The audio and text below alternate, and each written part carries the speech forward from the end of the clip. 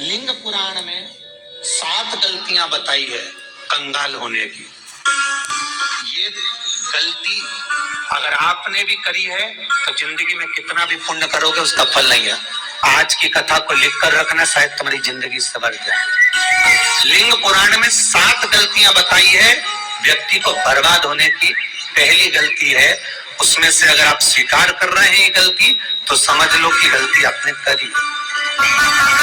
गंगा जल तो बुलवाया टैंकर भर कर, 21,000 बेलपत्र भी समर्पित कर रहे हो। आप मंदिर के अंदर बैठ गए, दर्शन करने वाला आता रहा, किसी को अंदर प्रवेश नहीं दिया।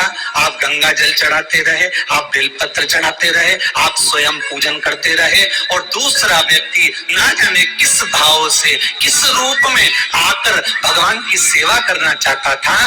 पंडित जी ने आपके चक्कर में उसको जल नहीं चढ़ाने दिया, पंडित जी ने आपके चक्कर में उसको बेलपत्र नहीं चढ़ाने दिया। पहली गलती ये हो गई कि भगवान के भक्त को भगवान से दूर कर दिया गया। अब उठा लो श्रीमद् भागवत कथा। 2 देवताओं ने गलती करी थी। एक ब्रह्मा जी ने गलती करी थी कि गाय बछड़ों का हरण कर लिया था। 1 वर्ष होने में 1 दिन था तब ब्रह्मा जी ने गाय बछड़े वापस दिए थे। दूसरी गलती इंद्र ने करी थी, जल वृष्टि करी तब भगवान कृष्ण को गोवर्धन पर्वत उठाना पड़ा। दोनों देवताओं ने गलती करी पर भगवान कृष्ण ने इंद्र को क्षमा कर दिया पर ब्रह्मा को क्षमा नहीं करा। क्यों नहीं करा? क्योंकि इंद्र को क्षमा इसलिए करा क्योंकि इंद्र ने जब जल वृष्टि करी तो सारे ब्रजवासियों को भगवान के चरणों में लाकर छोड़ दिया। सारे ब्रजवासी गोवर्धन पर्वत के नीचे आकर बैठ गए, भगवान के चरणों में आ गए। और ब्रह्मा ने जो गलती करी वो ऐसी गलती करी कि भगवान से गाय और बछड़ों को दूर कर दिया। जो भगवान से भगत को दूर कर दे उसको शंकर कभी क्षमा नहीं कर सकता। इसलिए बर्बादी का पहला कारण आप भक्त और भगवान में दूरी बना दी। दूसरा कारण, भगवान की जब पूजन कर रहे हो, 21,000 बेलपत्र चढ़ा रहे हो, गंगा का जल चढ़ा रहे हो, चंदन चढ़ा रहे हो, अबीर चढ़ा रहे हो, गुलाल चढ़ा रहे हो, तो तुम्हारे भीतर ये अहंकार, जब तुम पूजन करके उठो तो उठते समय तुम्हारे भीतर अभिमान नहीं होना चाहिए कि मैंने जो अनुष्ठान करा उसके बराबर कोई नहीं कर सकता। तीसरा कारण कहा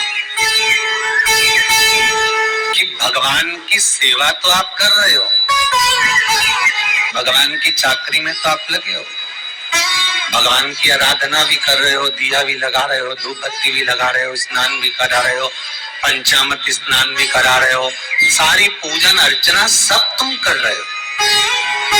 पर हो सकता है इस पूजन अर्चना में आप केवल 3 घंटा पूजन करते हो और बाकी के समय किसी न किसी की जीवात्मा को दुख पहुंचा रहे हो। एक कथा में एक बात कही थी कि भले मंदिर में दिया मत लगाओ, भले मंदिर में जाकर धूप बत्ती मत जलाओ, भले मंदिर में जाकर भोग मत लगाओ, भले मंदिर में जाकर जल मत चढ़ाओ, कुछ मत करो, भले भगवान को नए कपड़े मत पहनाओ, भले तुम्हारी मर्जी पड़े भगवान को भोग मत लगाओ, पर शास्त्र कहता है कुछ मत करो पर एक काम जरूर करना कि किसी के चेहरे पर प्रसन्नता ला देना तो मंदिर में दिया जलाने के बराबर होगा। किसी के चेहरे पर चमक ला देना, प्रसन्नता ला देना तो अगरबत्ती लगाने के बराबर होगा। किसी गरीबड़े के, किसी दुखी के चेहरे पर अगर तुमने प्रसन्नता ला दी तो वो भगवान को कपड़े पहनाने के बराबर होगा। मालूम पड़े तो मंदिर में थोड़ी सब्जी बांटो, मंदिर में भोजन कराओ, मंदिर में सारा पकवान चढ़ाओ,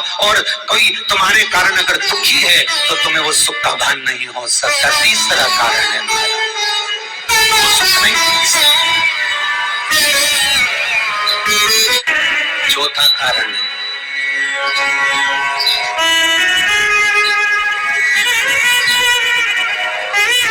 महाराज, जिस मंत्र को पढ़ा जा रहा है, जिस मंत्र का स्मरण किया जा रहा है,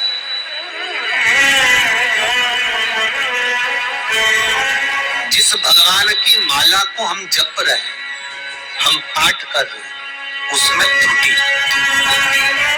उठा लीजिए दुर्गा सप्तशती। दुर्गा सप्तशती का हिंदी अनुवाद में थोड़ा सा दृष्टांत दिया है, आपको मालूम होगा।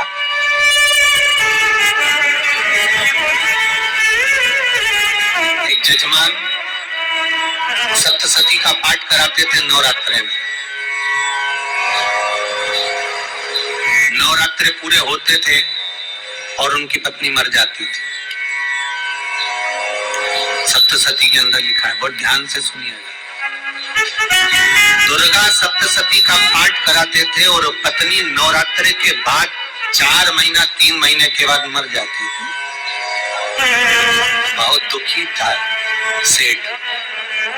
एक शादी करी, दूसरी करी, तीसरी करी, चौथी करी, चौथी पत्नी भी मर गई। बहुत दुख हुआ। आज वो गुरुजी के पास चले गया, गुरुदेव, गुरुजी, गुरुदेव, गुरुदेव। गुरुजी बोले क्या हो गया? सेठ जी बहुत दिनों के बाद आ रहे हो, क्या बात है गुरुदेव? मेरे को बात समझ में नहीं आती कि मैं नवरात्रे में सप्तशती का पाठ कराता हूँ, देवी जी का यज्ञ करवाता हूँ, माता रानी को चूनर पहनाता हूँ, उनको सुंदर बिछोड़ी, पायल, चुनरी सब पहनाता हूँ, कन्याओं का भोजन करवाता हूँ, भंडारा करवाता हूँ, जवारे बोता हूँ, अखंड ज्योत लगाता हूँ, पर नवरात्रि जैसी पूरी होती है उसके 2 महीने 3 महीने बाद मेरी पत्नी क्यों मर जाती है? 4 पत्नियां मेरी मर चुकी है, 5वीं मैंने शादी करी है। गुरुदेव आप कृपा करिएगा, कुछ तो बता दीजिए, कुछ करुणा कर दीजिए। गुरुजी बोले कि तू सब कुछ अच्छा कर रहा है, ज्योत भी जला रहा है, कन्या भोज भी करा रहा है, चुनरी भी चढ़ा रहा है, भंडारा भी कर रहा है, ज्योत भी लगा रहा है, जवारे भी बो रहा है, माता रानी की सेवा भी कर रहा है, अखंड रात्रि व्रत कर रहा है, सब कुछ तूने करा, यज्ञ भी करा, फिर तेरी पत्नी क्यों मर सकती है? ऐसा हो ही नहीं सकता। नहीं गुरुदेव, मेरी 5वीं शादी है गुरुदेव, अब की बार आप कृपा करिए। गुरुजी ने कहा तेरे पंडित जी को अनुष्ठान पर बुला, मैं कमरे में बैठकर सुनूंगा सप्तशती का पाठ, तब मैं ध्यान करूंगा। गुरुजी अंदर के कमरे में जाकर बैठ गए, ब्राह्मण पाठ करना प्रारंभ करा और ब्राह्मण ने पाठ करना प्रारंभ करा। उसमें एक शब्द आ गया, भार्यन्तु भक्षन्तु, भार्यन्तु भक्षन्तु। उसमें बोलना था भय पीड़ा को, हे जगत जननी तू भक्षण कर जा, और ब्राह्मण बोलता था भार्यन्तु भक्षन्तु, मेरी दिव्य पत्नी को, मेरी भार्या को तू भक्षण कर दे। पंडित जी जैसे ही बोले गुरुजी बाहर निकल कर आ गए। पंडित जी को रोका, रुकिए गुरुदेव, आप हर साल अनुष्ठान कर रहे हो जजमान के यहाँ और बोल देते भार्यन्तु भक्षन्तु, हे देवी तू मेरी पत्नी को खाए, तो माँ हर बार उस पत्नी को निगल जाती है। निवेदन शब्द सुधार लीजिए, शब्द।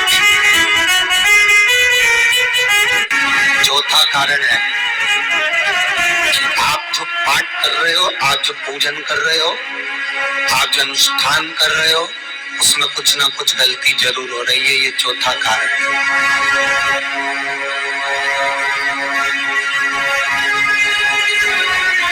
एक बार पूरे घर के लोगों को बिठाओ, अपने घर के लोगों को, मम्मी से पूछना, मम्मी तुम कौन कौन सा पाठ करती हो?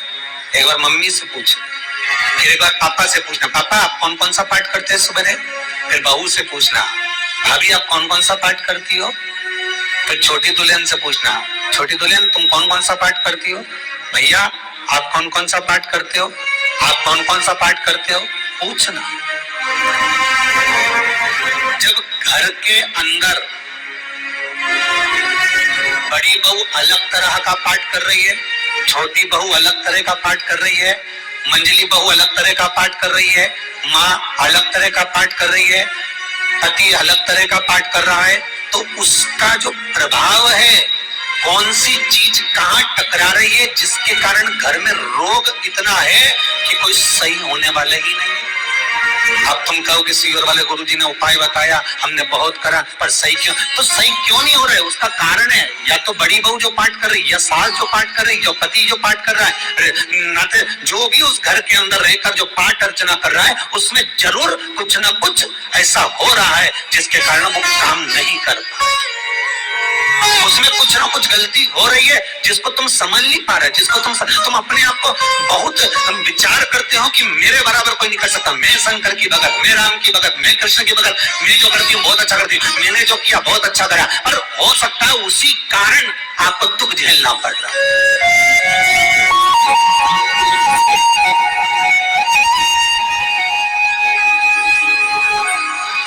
उसी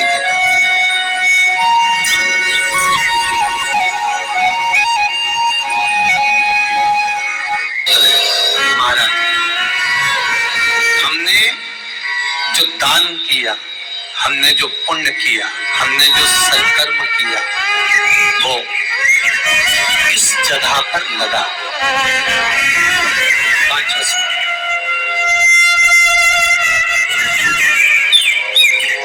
जो आप दान कर रहे हो, जो आप पुण्य कर रहे हो, सत्कर्म कर रहे हो, वो किस जगह पर लगा, ये 5वां सूत्र। फिर निवेदन करेंगे, गाय, बेटी और लक्ष्मी 50 बार विचार करना, तब किसी को देना। बेटी किसी ऐसे को मत ब्याह देना जो जुआ खेलता हो, मदिरापान करता हो, मांसाहार करता हो, वेश्यावृत्ति करता हो। वो बेटी का सम्मान नहीं करेगा, बेटी रोएगी तो कन्यादान करने वाले को रोना पड़ेगा। दूसरे नंबर पर गौ माता। गाय, ऐसे ब्राह्मण को दान मत देना कि ब्राह्मण के घर में खुद रहने की जगह नहीं और गाय को ले जाकर तुमने दे दिया और उस ब्राह्मण ने जब तक दूध दिया बांध कर रखा, एक तगाड़ी बाल्टी साड़ी के चक्कर में ले लिया, सोने के सींग के चक्कर में ले लिया और बाद में वही गाय कसाई के हाथ में बिक गई और कसाई ने काटा तो बद्दुआ तुमको लगी। बेटी, गाय और लक्ष्मी, पैसा भी किसी ऐसे भिखारी के कटोरे में मत दान देना कि जिसने ले जाकर मदिरा पान में लगा दिया, जुए में लगा दिया, वेश्यावृत्ति में लगा दिया। अगर जिस भिखारी के कटोरे में पैसा दिया उसने शाम को ले जाकर मदिरा पान में, जुए में लगा दिया, तो लक्ष्मी रोती है कि तूने मुझे गलत जगह पर दिया है, इसलिए अब तुझे रोना पड़ेगा। तब व्यक्ति को रोना पड़ता है, फिर व्यक्ति रोता है। गाय, बेटी और लक्ष्मी 50 बार विचार करो, क्या सही जगह पर दे रहे हो, और अच्छी जगह पर दोगे तो संपदा भी बढ़ती है, सुख आता है। अगर बेटी सुखी रहेगी तो मायके के लोग सुखी रहेंगे, गौ माता सुखी रहेगी तो संसार सुखी रहेगा। और आपने जो धन दिया, आपने जो पैसा दिया किसी भिखारी के कटोरे में, अगर उसने गलत जगह पर लगाया तो रोना तुमको पड़ेगा। किसी आजकल के भिक्षुकों को अगर रोटी दे दो तो लेते ही नहीं, आटा दे तो नहीं लेते।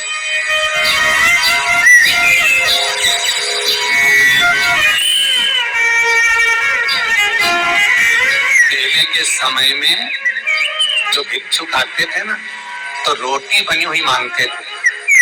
बूढ़ी बूढ़ी माताएं जानती होंगी, चिमटा बजाकर, घुंघरू बजाकर कहते थे भोजन, तो 2 रोटी निकाल कर दे दी जाती थी घर से। लो बाबा, तो माता इतना प्रेम रखती थी, केवल रोटी नहीं देती थी, बाबा बैठो हम सब्जी लाकर देते। इतना प्रेम था बुजुर्ग माताओं का, बैठो। और आज के जमाने में अगर रोटी दे दो तो फेर दे नली में ले जाके, पैसा चाहिए, क्यों, शाम को पीने के लिए चाहिए ना, मदिरा पान के लिए, मांसाहार के लिए, जुए के लिए, वेश्यावृत्ति के लिए। गंजी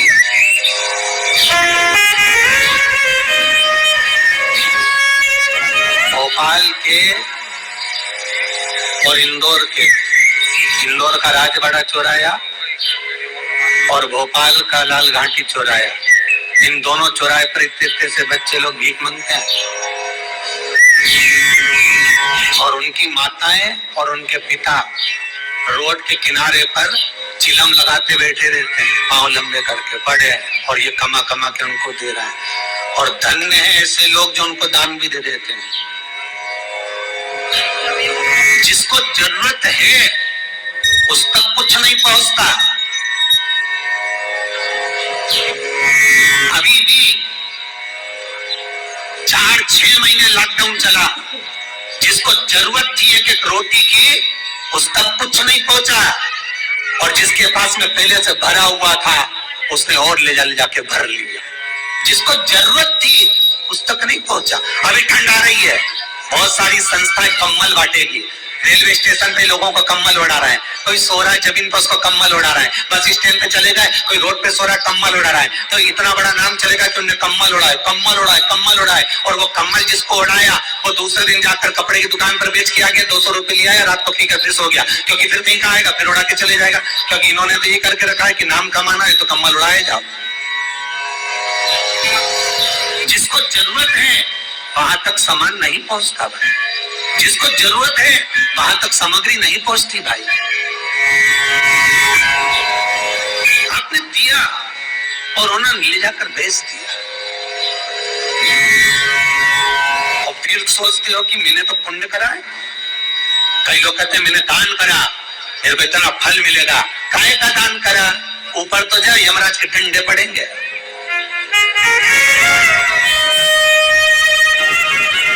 रेल में ट्रेन में आप बैठ जाओ रिजर्वेशन कोच में, छोटे छोटे लड़के आते हैं अपना कपड़ा उतारते हैं, सही बोलना रे भाई जितने लोग टीवी पर कथा सुन रहे हो, छोटे छोटे बच्चे अपना कपड़ा उतारेंगे और पोछा लगाएंगे रेल की बोगी में। जब गवर्नमेंट ने स्लीपर रख रखे हैं तो तुम्हें अंदर आने का किसने कहा, कौन ने कहा कि तुम अपना कपड़ा उतार के पोछा लगाओ, और वो अपने शरीर का कपड़ा उतार कर पोछा लगाता है, आपके आगे हाथ फैलाता है, आप एक एक 2-2 रुपए दे देते हो, वो अगले स्टेशन पर उतरता है, कोई सूंघने की सामग्री लेता है, सूंघ के वो बर्बाद हो जाता है और कहीं कूद कर मर जाता है। उसके मरने में 1 रुपया तुम्हारा भी लगा है, इसलिए नरक तुमको भी भोगना पड़ेगा, क्योंकि उसके मरने में तुमने हेल्प करी है।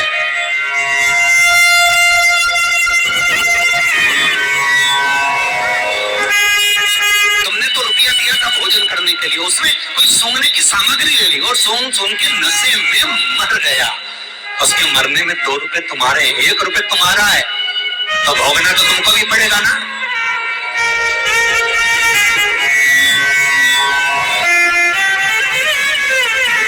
अच्छी जगह लगाओ, सत्कर्म की ओर लगाओ, तो सुख का आनंद कुछ और ही होगा, सुख का आनंद कुछ और ही होगा। हमारा धर्म, हमारा पुण्य, हमारा सत्य। 5वां कारण अपनी पुस्तिका में लिख कर रखना, तुम्हारे दुख का 5वां कारण क्या है, क्यों तुम करोड़पति से रोडपति बन गए।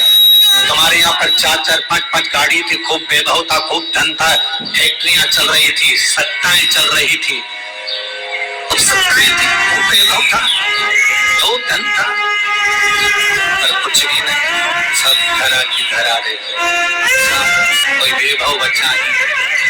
बड़े भावपूर्ण तो कहे गुरुजी हम बड़े दुखी हैं, बड़े कष्ट में। हमने कहा कष्ट का कारण कुछ न कुछ जरूर होगा, दुख का कारण जरूर कुछ ना कुछ होता है। कहने लगे गुरुजी हमारी तो जीनिंग चलती थी, खूब फैक्ट्रियां चलती थी, इतना जीनिंग फैक्ट्रियां थी, इतना चलता था,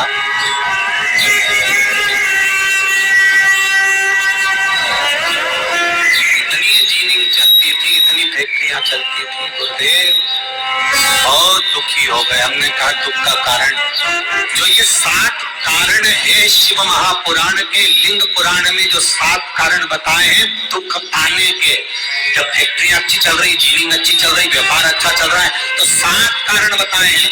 क्या आप उन 7 कारण में से कोई कारण आपके साथ में हुआ है जिसके कारण आप रोड पर आ गए, करोड़पति से रोडपति? कभी कभी नगर में, गाँव में सभी का व्यापार एक साथ समाप्त हो जाता है। कभी कभी गाँव में, नगर में सबका व्यापार एक साथ समाप्त हो जाता है, सबका व्यापार एक साथ ही खल्लास हो जाता है, समाप्त, सभी कर्जे में हो जाते हैं। तो समझ लेना कि उस गांव के खेड़े का देव महादेव, उस गांव का खेड़ापति भगवान शंकर, उस गांव का शिव जरूर रुष्ट हुआ है, जरूर रुष्ट। उसको मनाने का प्रयास करो जिससे अपनी नगर, अपना गांव फिर उन्नति की सीढ़ी पर चढ़ जाए। 5वां कारण मंत्र जाप, अर्थात तुम्हारा फिर निवेदन, गाय, बेटी और लक्ष्मी 50 बार विचार करना तब दे, नहीं तो मत दे, मत दे। और महाराज भगवान शिव की कथा का छठा कारण बता, हमारे दुख का कारण छठा।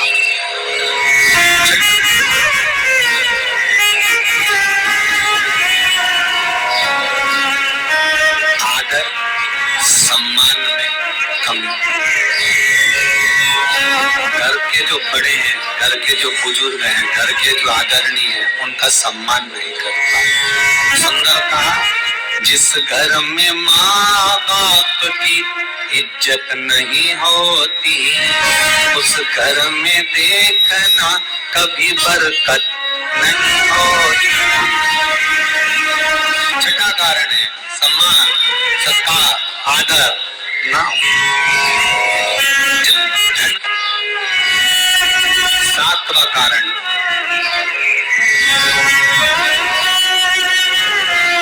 ये अंतिम कारण है।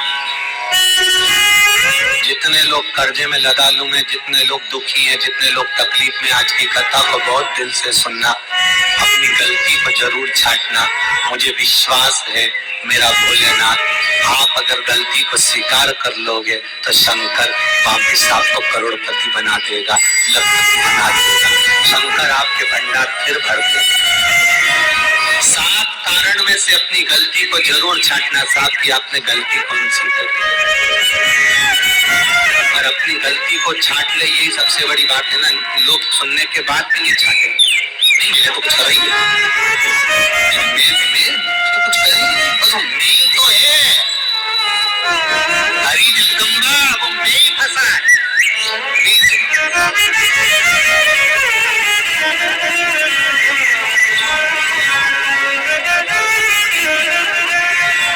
सातवां कारण,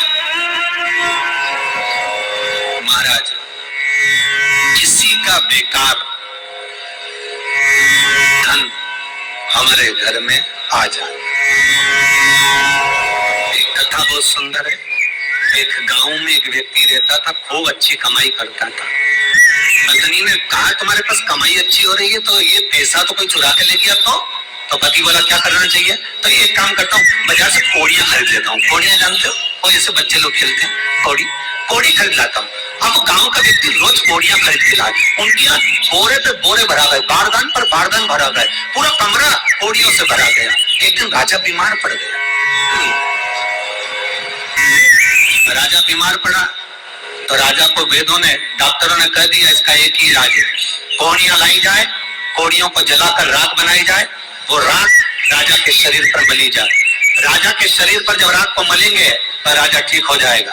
राजा ने अपने दूतों से कहा, जाओ नगर में कोड़ियां देखो। राजभवन में देखा तो कोड़ी नहीं थी, बाजार में देखा तो कोड़ी नहीं थी, सारा मार्केट घूम लिया, चारों तरफ के राज्य देख लिया, कोड़ी नहीं मिली। राजा ने दूतों से पूछा बात क्या है। दूतों ने बाजार वालों से पूछा, भैया कोड़ियां क्यों नहीं है।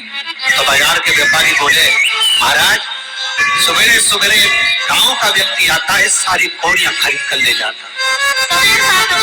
सारी कोड़ियां, हाँ, उसका पता दो। दुकान वालों ने पता दिया, वो वहां पहुंच गया, उसको डराया। राजा के दूतों ने, तेरे पास कोड़ियां है? हाँ, पर मैंने अपने पैसे से खरीदी है, की नहीं है, वो खर्चा कर कर मैंने कोड़ियां जोड़ी है। राजा बीमार पड़ा है, कोड़ियां ला के दे। उसने मना करा, दूतों ने डराया, ठीक है लो। उन्होंने बारदान खोल लिया, झोला खोल लिया, बैग खोल लिया। राजा के दूतों ने बैग खोला, वो गांव का व्यक्ति थाली में कोड़ियां लाता, उस पर हाथ फेरता और झोले में डालता जाता, फिर भर कर लाता, फिर हाथ फेरता, फिर झोले में डालता। राजा के दूतों ने कहा, एक बार में पूरा बारदान उठाकर क्यों नहीं दे देता, ये बार बार हाथ क्यों फेर रहा है। तो गांव का व्यक्ति बोला, महाराज मैं कोड़ियों को थाली में भरकर हाथ इसलिए फेर रहा हूँ, इन कोड़ियों में से मैं वो एक कोड़ी ढूंढ रहा हूँ कि ऐसी कौन सी कोड़ी मेरी इन कोड़ियों में आकर मिल गई जो मेरी इतनी सारी कोड़ियों को लेकर जा रही है। बस वो चरित्र याद करना, एक कौड़ी हमारे घर में कोई ऐसी आ जाती है जो सारी रखी हुई कौड़ी को लेकर चली जाती है। और जिंदगी में घर में धर्म की, पुण्य की, सत्कर्म की एक कौड़ी ऐसी आ जाती है जो शिव महापुराण की कथा करवा देती है। वो कौड़ी को ढूंढना कि वो कौड़ी कौन सी है। जो अच्छा काम करवा रही है, अच्छी कौड़ी आई होगी। सत्कर्म करवा रही है, अच्छी कौड़ी आई। श्री शिवाय नमस्तुभ्यम। जीवन में हमें जब कोई दुख होता है, कोई तकलीफ हमारे जीवन में आती है, तो यह हम जरूर सोचते हैं, मन में यह भाव आता है कि इतना पूजा पाठ करते हुए भी हमें दुख तकलीफ क्यों मिल रही है। तो हमारी पूजा अर्चना और साधना में अगर कोई भी त्रुटि होती है तो उसका जो है भुगतान हमें करना पड़ता है। और अनजाने में अगर कोई गलती होती है तो हमें दुख आता है और चला जाता है। लेकिन अगर हम जानबूझकर किसी के धन को और किसी के आत्मा को कष्ट पहुंचाते हैं, किसी का धन चोरी करते हैं, किसी की आत्मा को दुख पहुंचाते हैं, तो हमारे जीवन में बहुत ही कठिनाइयों का सामना करना पड़ता है। अगर वीडियो आपको अच्छा लगा हो तो प्लीज़ चैनल को सब्सक्राइब कीजिएगा और बेल आइकन को प्रेस करना ना भूलिएगा, जिससे मेरी आने वाली सारी नोटिफिकेशन आपको मिल सके और हमारे चैनल भक्ति रस का रसपान करते रहें। अगर आप बहुत बिजी हैं, नहीं कुछ कर सकते, तो एक उपाय अवश्य करिए। श्री शिवाय नमस्तुभ्यम का जाप दिन भर में 11 बार करें। आपको सभी कष्टों से मुक्ति मिलेगी। भोलेनाथ की कृपा आप पर बनी रहेगी और आपके जीवन से सभी कष्ट दूर होंगे। श्री शिवाय नमस्तुभ्यम, श्री शिवाय नमस्तुभ्यम। कमेंट बॉक्स में श्री शिवाय नमस्तुभ्यम लिखना ना भूलिएगा। हर हर महादेव। श्री शिवाय नमस्तुभ्यम।